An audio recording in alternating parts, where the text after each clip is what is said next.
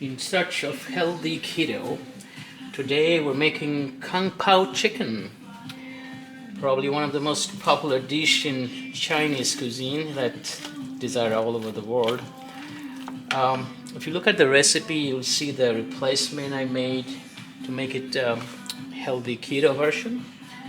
One of the major change would be in the sauce. So this is the sauce I prepared, and if you check out the list, liquid Aminos, Bragg is the one I used. You could use any one of these, replacing the soy sauce or high sodium soy sauce. Chicken, you can use either chicken breast or thighs. I happen to have some thighs, so here it is, chopped in about one size, half to one size inch. Based on your preference, it's better if you make it the smaller chunks. And this marinated for about at least 10 minutes. So mix this in a sauce. Just check the recipe if you want to know what's in the sauce.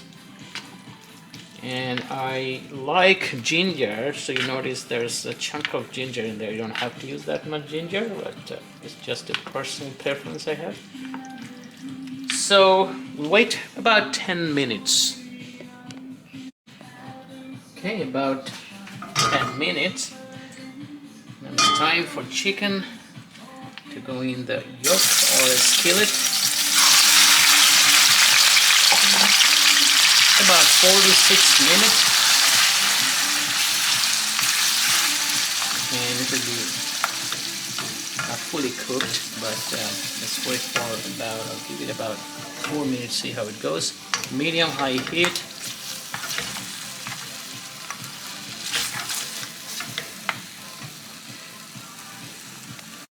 Okay, 4 minutes, then I tossed in those dried red chili just for the flavor.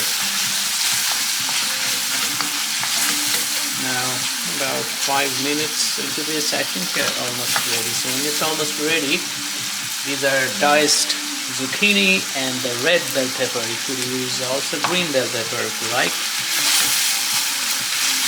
Okay, I think it's about time. If the chicken diced size are small, it will be faster. So that's another reason you want to probably cut it into about half to 3/4 of an inch. So now into 5 minutes. So let's put these in, diced bell pepper and zucchini. And we're kind of frying this thing at the same time.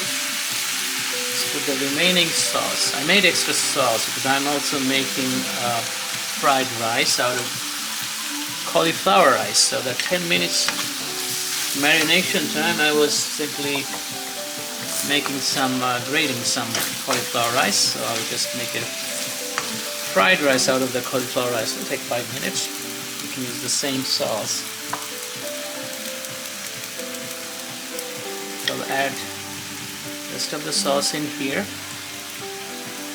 And time is very critical. You have to watch it, so you don't want to overcook this zucchini and the bell pepper. It generally takes about 3 minutes, depending on the heat. So I'll heat it up a little bit. And give it about a minute.